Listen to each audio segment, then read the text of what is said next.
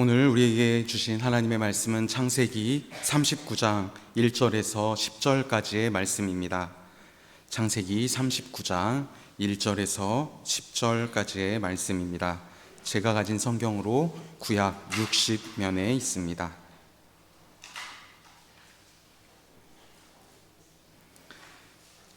하나님의 말씀을 함께 교독하며 읽도록 하겠습니다. 요셉이 이끌려 애굽에 내려가매 바로의 신하 친위대장 애굽 사람 보니발이 그를 그리로 데려간 이스마엘 사람의 손에서 요셉을 산이라. 여호와께서 요셉과 함께 하심으로 그가 형통한 자가 되어 그의 주인 애굽 사람의 집에 있으니 그의 주인이 여호와께서 그와 함께 하심을 보며 또 여호와께서 그의 범사에 형통하게 하심을 보았더라. 요셉이 그의 주인에게 은혜를 입어 섬김에 그가 요셉을 가정총무로 삼고 자기의 소유를 다 그의 손에 위탁하니 그가 요셉에게 자기의 집과 그의 모든 소유물을 주관하게 한 때부터 여호와께서 요셉을 위하여 그 애굽 사람의 집에 복을 내리심으로 여호와의 복이 그의 집과 밭에 있는 모든 소유에 미친지라. 주인이 그의 소유를 다 요셉의 손에 위탁하고 자기가 먹는 음식 외에는 간섭하지 아니하였더라. 요셉은 용모가 빼어나고 아름다웠더라. 그 후에 그의 주인의 아내가 요셉에게 눈짓하다가 동침하기를 청하니 요셉이 거절하며 자기 주인의 아내에게 이르되 내 주인이 집안의 모든 소유를 간섭하지 아니하고 다 내 손에 위탁하였으니 이 집에는 나보다 큰 이가 없으며 주인이 아무것도 내게 금하지 아니하였어도 금한 것은 당신뿐이니 당신은 그의 아내임이라. 그런즉 내가 어찌 이 큰 악을 행하여 하나님께 죄를 지으리까. 여인이 날마다 요셉에게 청하였으나 요셉이 듣지 아니하여 동침하지 아니할 뿐더러 함께 있지도 아니하니라. 아멘. 백구목장에서 하나님께 찬양 드리겠습니다.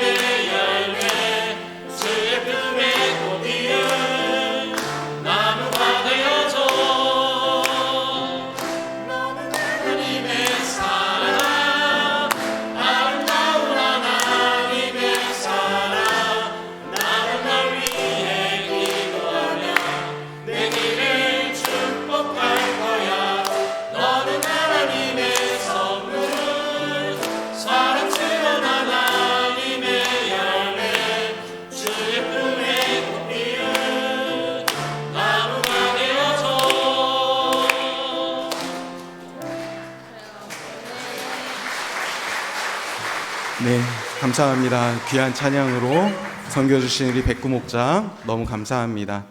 네, 백구 목장을 어떻게 이야기할까 하다가 최연소 목장 이렇게 말씀을 드리려고 했는데 처음에는 예아를 보고 그 생각을 했거든요.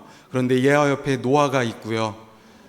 조금만 시선을 돌리니까 우리 김소은 집사님 이제 곧 태어날 아이가 뱃속에 있습니다.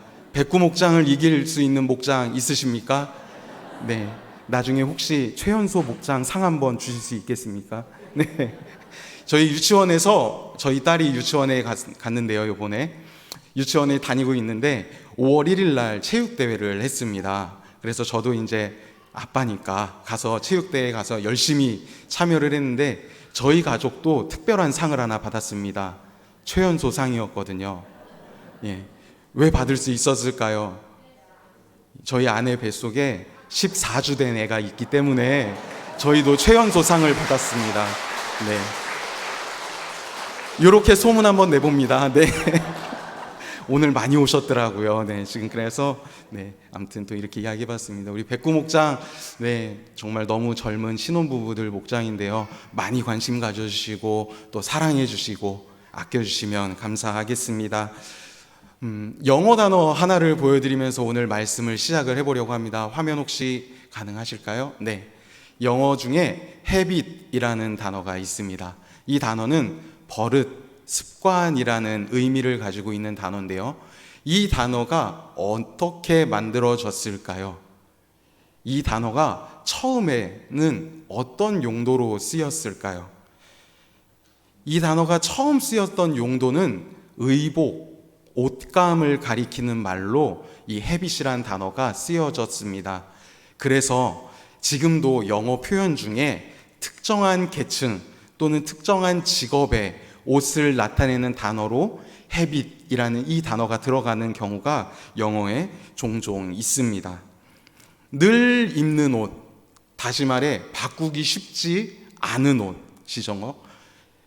늘 입는 옷을 바꾸기가 쉽지 않듯이 우리의 습관도 바꾸기가 쉽지 않다는 것입니다. 우리의 버릇도 바꾸기가 쉽지 않습니다. 그래서 오죽하면 3살 버릇 언제까지 간다고 합니까? 80까지 간다고 하지 않습니까? 그죠? 네, 그래서 좋은 습관을 갖는 것은 굉장히 중요한 것 같습니다. 기왕 옷 이야기가 나온 김에 이 말씀까지 한번 드려보면 좋겠다 생각을 했습니다. 우리말에 또 옷이 날개다라는 말이 있죠. 옷을 보면 그 사람이 어떠한 사람이겠구나 짐작할 수 있는 기준도 될 수 있죠. 오늘 왜 이 옷에 대한 이야기가 이렇게 나오게 됐을까요? 오늘 본문을 이해하기 위한 가장 중요한 단어이기 때문입니다. 이 옷이라는 단어를 머릿속에 기억하고 계신 상태로 함께 말씀을 들으시면 좋겠습니다. 오늘 본문을 이해하기 위해서는 먼저 다루어야 하는 내용이 있습니다. 그래서 간단하게 짚고 넘어가 보려 합니다. 오늘 우리가 함께 보는 사람의 이름, 그는 요셉입니다. 요셉은 누구의 아들일까요? 야곱의 아들이죠. 엄마의 이름 혹시 아십니까? 네, 지금 두 이름이 동시에 나와가지고 당황스러운데요. 자, 레아 아니면 라헬, 둘 중 하나입니다. 자, 요셉은 누구의 아들일까요? 맞습니다. 요셉은 라헬의 아들입니다. 그럼 라헬은 또 어떤 사람입니까? 라헬은 야곱이 오랜 시간 기다려서 또 기다리고 열심히 일해서 얻게 된 가장 사랑하는 여인입니다. 진심으로 사랑했던 여인 라헬의 아들인 요셉을 그래서 야곱도 진심을 다해 사랑합니다. 얼만큼 사랑했을까요? 다른 아들들에게는 주지도 않던 채색 옷을 입힐 정도로 요셉을 사랑했던 야곱의 모습을 성경은 우리에게 보여줍니다. 아버지의 사랑을 독차지해서일까요? 다른 형들이 요셉을 대하는 태도가 어떠합니까? 좋지 않습니다. 동생인데, 심지어 몇째 동생입니까? 11번째 동생인데 10명의 형들이 이 동생을 사랑합니까? 사랑하지 않습니까? 오늘 굉장히 많이 질문을 하죠. 네, 처음이라 너그러니 생각을 해주시면 됩니다. 첫 부분이라. 요셉을 사랑하지 않는 거예요. 요셉을 사랑하지만 않았습니까? 아니죠. 시기합니다. 어떻게 하려고 했습니까? 죽이려고 했습니다. 그죠? 결과적으로 죽이려고까지 했던 이 동생 어떻게 되었습니까? 죽지는 않았습니다. 버림받았습니다. 형들에게서 버림받게 되었습니다. 원래 요셉이 받아야 했던 처벌이라 하기는 좀 그런데 어쨌든 결과는 죽음이었지만 다행스럽게도 죽음만은 면하고 다른 곳으로 팔려갔어야 했던 요셉의 마음이 어떠했을까요? 다 생각나시죠? 요셉은 당황했을 것 같았습니다. 왜 그럴까요? 형들이 나를 대하는 생각이 이 정도일 줄은 몰랐을 것입니다. 형들에게 사랑받는 동생이라, 아니 그냥 조금 시기하는 정도일 것이라 생각했던 요셉의 마음은 자신을 죽이려고 하고 끝내 자신을 다른 사람에게, 다른 상인에게 팔아버리는 형들의 분노를 알게 된 이후에 어떤 마음을 가지게 되었을까 생각해 보았습니다. 왜 이 지경까지 오게 됐을까요? 왜 이 상황까지 왔습니까? 요셉이 꿈 내용을 말해서 그랬죠. 너무나 터무니없었던 꿈, 요셉 자신이 생각해도 너무나 터무니없는 꿈을 꿔서 요셉은 그저 형들에게 이 꿈을 이야기했을 뿐인데 요셉에게 부족했던 게 있었습니다. 형들을 헤아리는 마음이 없었던 겁니다. 타인을 생각하는 마음, 타인을 내 이야기를 했을 때, 이 이야기를 했을 때 형들이 어떻게 반응할지에 대한 고민이 없었다는 것이죠. 미디안 상인들에게 요셉이 팔리게 됩니다. 그리고 애굽의 보디발의 집까지 가게 되었습니다. 정말 짧은 시간에 요셉의 상황이 완전히 바뀌어 버리게 되었습니다. 어떻게 요셉은 하루하루를 버틸 수 있었을까? 오늘 우리는 아까 옷이라는 단어와 함께 이 질문을 마음속에 새기며 함께 말씀을 접했으면 좋겠습니다. 요셉은 어떠한 생각으로 하루하루를 버텼을까? 오늘 우리가 읽은 창세기 39장 말씀은 처음과 끝 내용이 똑같은 내용으로 되어 있습니다. 앞과 뒤가 똑같다라고 해서 그래서 이 구조를 샌드위치 구조다 이야기하죠. 샌드위치에서는 어디가 제일 맛있습니까? 빵이라고 하지 말아 주십시오. 제가 원하는 답은 빵이 아닙니다. 샌드위치는 뭐가 제일 맛있습니까? 속이 맛있지요. 가운데가 맛있지요. 이 39장의 핵심은 어디에 있다는 거죠? 가운데에 있다는 겁니다. 그렇다면 양 끝의 내용은 무슨 얘기를 하고 있을까요? 39장 2절에서 2절 그리고 39장 23절의 말씀은 이렇게 구성이 되어 있습니다. 화면에 나올 건데요. 안 나올까요? 제가 이거 부탁을 드렸는데. 자, 성경을 한번 보겠습니다. 말씀 다 피우고 계시죠? 자, 3절 말씀을 우리 함께 먼저 읽어봤으면 좋겠습니다. 3절, 그의 주인이 여호와께서 그와 함께 하심을 보며 또 여호와께서 그의 범사에 형통하게 하심을 보았더라. 아멘. 그리고 23절 말씀 함께 보겠습니다. 간수장은 그의 손에 맡긴 것을 무엇이든지 살펴보지 아니하였으니 이는 여호와께서 요셉과 함께 하심이라. 여호와께서 그를 범사에 형통하게 하셨더라. 아멘. 자, 저희가 읽은 두 말씀 어떠한 단어가 공통적으로 들어 있습니까? 형통. 그죠? 형통이라는 단어가 앞과 끝에 구성이 되어 있습니다. 그러면 이 39장은 어떠한 내용에 대해서 이야기를 하겠다는 거죠? 형통이라는 것에 대해서 이야기를 하겠다는 겁니다. 누구의 삶이요? 요셉의 삶은 형통한 삶이었다라는 것을 이야기하려고 하는 거예요. 그런데 이 빵을 이제 걷어내고 맛있는 속을 먹어야 하는데, 이 속의 내용을 보니까 속의 내용 안에 형통이라는 단어가 있습니까? 없습니까? 있습니까? 없습니다. 39장 가운데 요셉의 삶의 얘기를 이야기하는 부분, 그 어느 곳에도 형통이라는 단어가 보이지 않습니다. 그런데 중요한 거는 처음과 끝에서 동일하게 요셉의 삶은 어떠했다라고 이야기하고 있는 겁니까? 형통했다라고 이야기하고 있는 겁니다. 성경이 말하고 싶어하는 요셉의 형통의 삶은 무엇일까요? 요셉의 삶의 여정 속에 우리가 찾아볼 수 있는 한 구절이 있습니다. 바로 그게 21절 상반절 말씀인데요. 21절 상반절에는 이렇게 기록이 되어져 있습니다. 여호와께서 요셉과 함께 하셨다.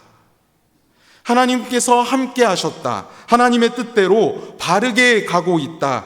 꼬인 듯 보이지만 제대로 가고 있는 중이다 라고 성경은 우리에게 알려주고 있는 거예요. 요셉의 이야기를 쭉 나열하면서 21절 말씀에서 하나님이 요셉과 함께 하셨습니다. 그래서 요셉의 삶은 23절의 말씀에 형통한 삶이었습니다 라고 창세기를 쓴 사람은 이야기하고 있는 겁니다.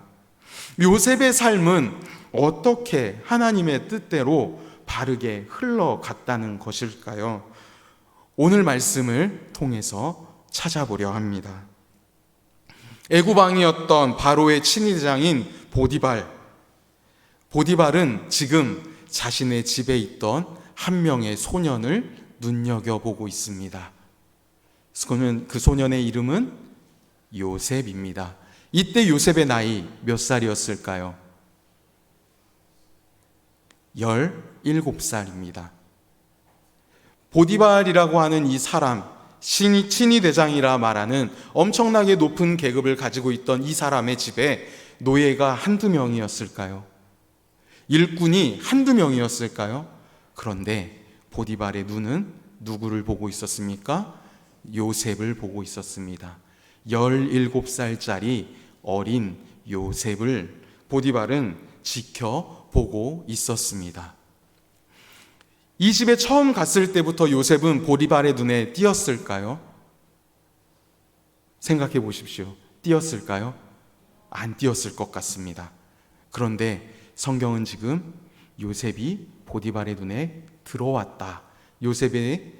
보디발이 요셉을 보고 있다라고 이야기를 한 거예요. 요셉이 보디발의 눈에 들었습니다. 어떤 상황입니까? 대박의 상황입니다. 노예가 주인의 눈에 띈 거예요. 눈에 띄게 되는 이 모습 안에 요셉의 삶은 어땠을까요? 보디발의 눈에 띄기 위해서 요셉은 어떤 삶을 살아야 했을까요? 이 과정 속에는 성경은 말하고 있지 않지만 요셉의 눈물과 엄청난 양의 땀이 숨어 있을 것 같다. 말씀을 준비하며 생각해 보았습니다. 억울한 상황도 굉장히 많았을 겁니다. 그 억울한 상황 때문에 탈출할 생각만 했다면 도망치고 잡히고 도망치고 잡히고 이 상황만 반복되었을 겁니다. 끔찍한 그 상황의 반복에 시달리기보다 요셉은 무엇을 바라보며 나아갔을까? 이게 오늘 말씀의 핵심이 될 수 있습니다. 요셉은 하나님만 바라보며 살았습니다. 왜 이런 생각을 하게 되었습니까? 다시 처음으로 돌아가야 돼요. 요셉은 하나님이 보여주신 꿈을 꾸고 있었기 때문입니다. 채색 옷을 입고 있을 때에도, 형들에게 버림받았을 때에도, 지금 보디발의 집에서 종으로 살아가고 있는 이 순간에도 요셉은 틈틈이 하나님의 꿈을 꾸며 살아가고 있었던 겁니다. 하나님이 왜 이 꿈을 나에게 보여주셨는지 알 수는 없지만 요셉은 그 꿈을 보여주신 하나님만 바라보며 살아가기로 결단한 겁니다. 행복한 순간에도, 버림받아 고통 가운데 있는 순간에서도 요셉의 하나님을 향한 사랑은 변하지 않았던 겁니다. 하나님은 이렇게 하나님만 바라보는 요셉에게 무엇을 허락하셨습니까? 더 심한 노동을 허락하셨습니다. 더 심한 고통의 삶을 허락하셨습니다. 그 삶 속에서 요셉은 무엇을 배웠을까요? 순종하는 법을 배웠습니다. 그리고 세상의 지혜를 배워갔습니다. 사랑하는 성도 여러분, 우리에게 주어진 하루를 우리가 하는 작은 일이 가치 없다 생각하실 때 있습니까? 오늘 요셉의 본문을 보면서, 요셉의 이야기를 보면서 우리는 이러한 생각이 참 미련한 생각이다라는 생각을 할 수밖에 없게 되는 것 같습니다. 하나님이 우리에게 주신 일생 중에 가치 없는 일생은 단 한순간도 없습니다. 요셉은 이 사실을 붙들고 살아가고 있었던 겁니다. 하나님이 허락하신 나의 삶 중에 단 한순간도 가치 없는 순간은 없구나, 없다 확신하면서 끝까지 하나님의 뜻을 쫓아갔던 요셉. 내 눈에만 작아 보일 뿐이지 하나님 뜻에 요셉은 올바르게 가고 있었다라고 해서, 그래서 21절 말씀에 하나님이 요셉과 함께 하셨다라고 말씀은 기록하는 겁니다.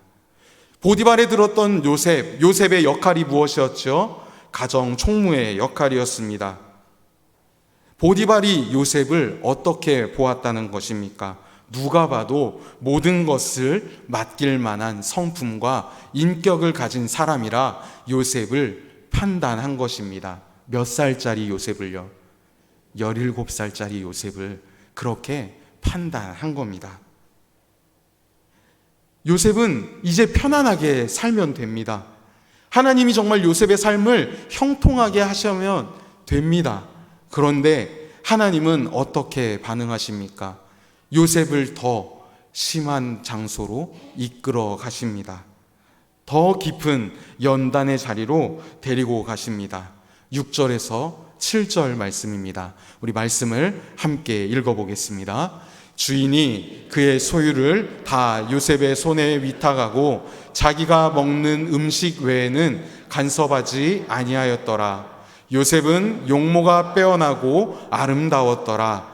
그 후에 그의 주인의 아내가 요셉에게 눈짓하다가 동침하기를 청하니.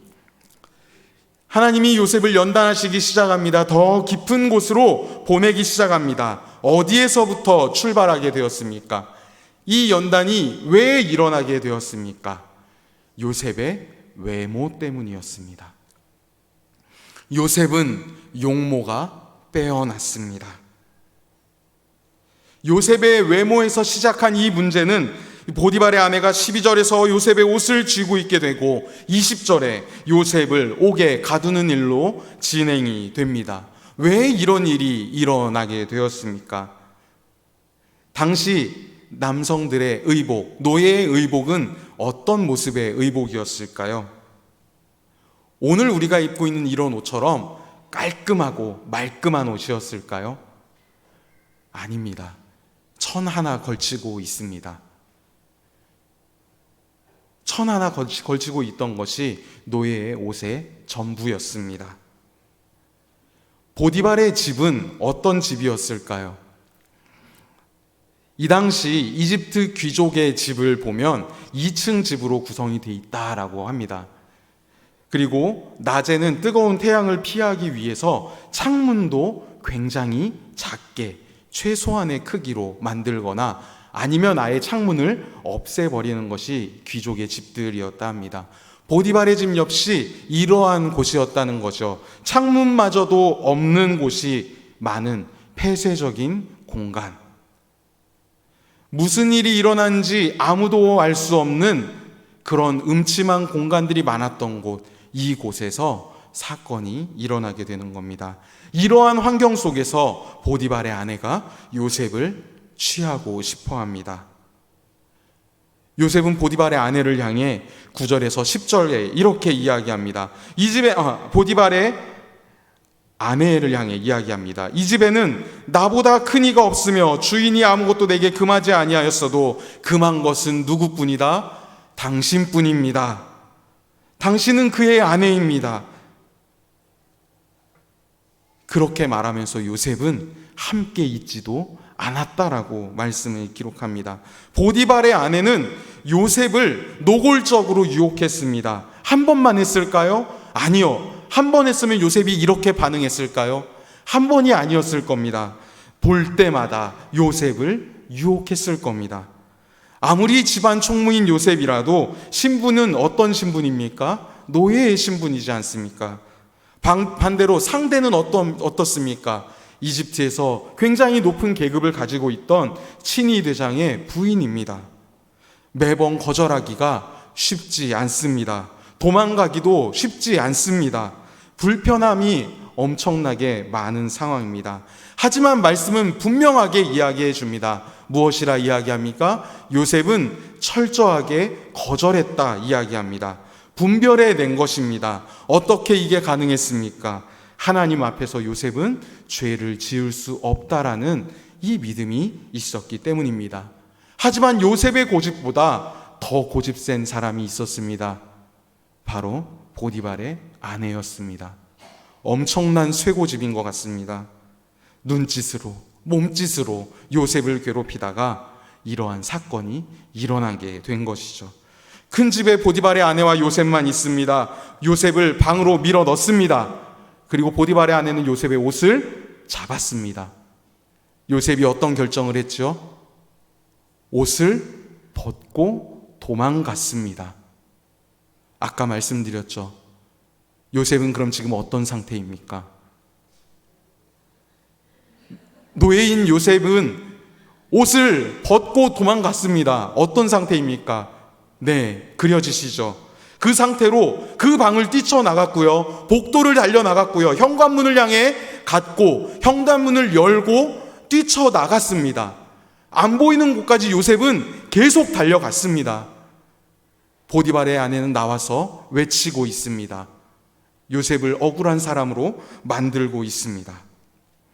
왜 요셉에게 계속 이런 슬픈 일이 일어났어야만 했을까요? 우리는 이러한 질문에 정의 내리려 합니다. 우리의 신앙생활 안에선 이런 일들이 없을까요? 우리의 인생 속에, 우리의 삶 속에선 이런 요셉과 같은 상황이 없을까요? 우리의 믿음 생활에서는 요셉의 이런 모습이 없을까요? 누군가가 우리에게 이런 질문을 던지면 쉽게 답을 적을 수 있을 것 같습니다. 하지만 쉽게 답을 적지 못하는 것이 우리의 신앙의 모습이지 않을까 생각해 봅니다. 요셉의 모습, 이 모습을 보면서 우리는 두 가지 사실을 발견할 수 있습니다. 첫 번째, 요셉은 시험에 빠지지 않기 위해서 수단과 방법을 가리지 않았다는 겁니다. 하나님 앞에 하나님 앞에 죄를 짓지 않기 위해서 수단과 방법을 가리지 않았습니다. 나의 신앙을 점검하는 가장 좋은 방법 무엇일까요? 내 옆에 사람을 보는 겁니다. 시험에 들 때 반드시 있는 것은 내 옆에 시험을 들게 만드는 사람이 있다는 겁니다. 그래서 누구와 함께 하느냐가 굉장히 중요합니다. 그래서 하나님과 함께 하는 것이 너무나도 중요합니다. 하나님과 함께 하는 것, 우리는 꼭 기억해야 합니다. 우리의 신앙을 위해 우리는 하나님과 함께 해야 합니다. 두 번째, 최악의 상황에서는 어떻게 하는 것이 정답입니까? 도망가는 것이 정답이라는 겁니다. 도망가는 것이 가장 안전하다는 겁니다. 신앙적으로 치열하게 싸워야 하는 상대를 만났을 때 섣부르게 맞서지 말라라는 말씀입니다. 죄로부터 어떻게 반응해야 한다는 겁니까? 최대한 멀리 떨어져야 한다는 겁니다. 죄는 우리가 이길 수 있을 것 같습니다. 하지만 무서운 것입니다. 죄는 두려운 것입니다.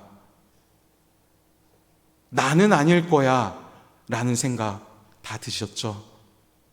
이 생각이 제일 위험한 생각이라는 겁니다. 우리는 환경에 영향을 받는 존재이기 때문에 그렇습니다. 하나님 생각만 해도 모자란 시간에 유혹에 빠질 만한 장소에서 유혹에 맞서느라 시간과 생각을 많이 빼앗긴다면 이것 또한 죄의 영향을 받는 것입니다. 함께하는 것만으로도 문제인 것, 그것이 바로 죄입니다.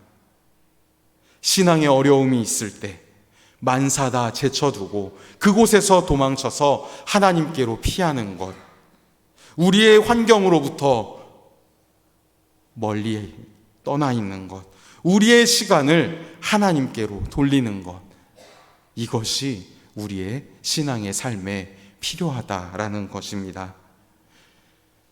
말씀을 마무리하려 합니다. 말씀을 마무리하려 합니다. 결국 요셉이 입고 있던 최고의 옷은 무엇이었을까요?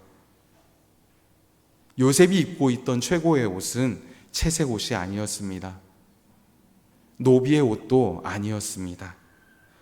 하나님과 동행하는 것이라는 습관이었습니다.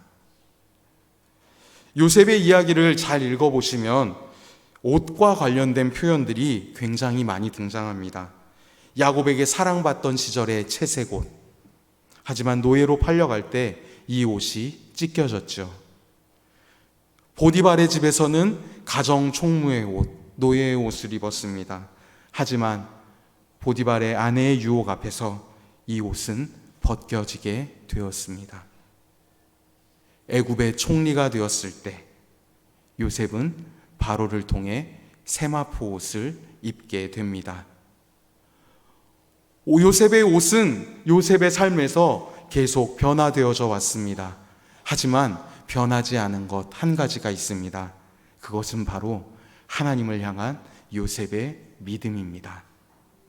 요셉의 삶은 하나님과 함께하는 삶이었습니다. 한순간도 변함없었던 요셉의 삶을 오늘 우리는 기억해야 합니다. 사랑하는 성도 여러분, 우리의 모습은 어떻습니까? 우리는 어떤 옷을 입고 있습니까? 아니면 우리는 혹시나 옷을 벗고 있지는 않습니까? 중요한 것은 우리가 벗고 있는 모습일 때 그 모습을 보시는 하나님은 우리에게 다시 옷 입혀주시는 분이라는 것입니다. 하나님은 우리에게 가장 좋은 옷을 입혀주는 분이시라는 것, 요셉의 인생을 통해 성경은 이 사실을 오늘 우리에게 알려주고 있습니다. 오늘 이 예배가 마무리되어지고 나면 우리 교회에 항존직 선거가 있게 됩니다. 사람의 눈에 좋은 사람을 뽑는 시간이 아니라 하나님이 함께 하시기에 하나님이 동행하시는, 하나님과 함께 동행하는 형통한 사람, 하나님 앞에 머물 수 있는 사람, 요셉처럼 유혹을 이겨내고 하나님과 동행하는 귀한 일꾼을 세우는 자리입니다.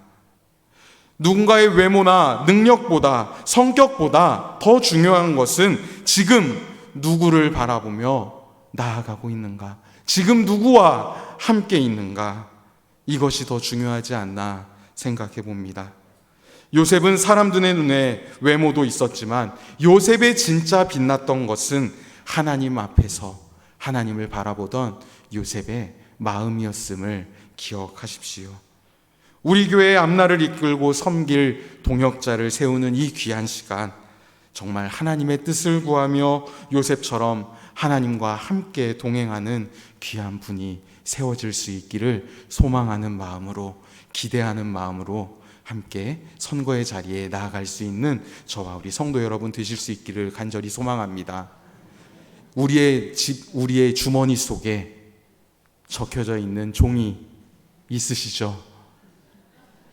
이분이 하나님이 함께 하시는 분이 되기를, 이분을 통해 하나님이 일하시기를 기대하는 마음으로, 기도하는 마음으로, 또 이번 한 주 우리의 삶이 하나님의 뜻에 따라 형통하는 삶이 될 수 있기를 간절히 소망합니다. 기도하겠습니다.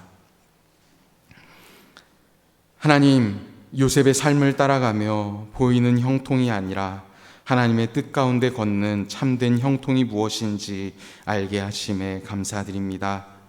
화려한 옷을 입었을 때나 벌거벗겨졌을 때나 감옥에 있을 때나 총리가 되었을 때나 한결같이 하나님 앞에 서 있기를 택한 요셉의 모습을 생각해 봅니다. 하나님, 우리도 그 믿음을 본받게 하여 주옵소서.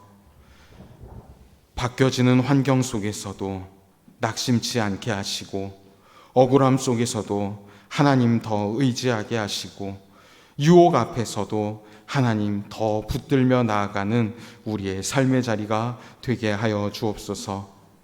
이번 한 주도 우리와 함께 하실 주님, 우리를 형통의 길로 이끄실 주님 믿고 바라보며 주님 앞에서 살아가는 우리의 귀한 한 주의 삶이 되게 하여 주옵소서. 예수님의 이름으로 기도합니다. 아멘. 찬송가 325장 함께 찬양하겠습니다.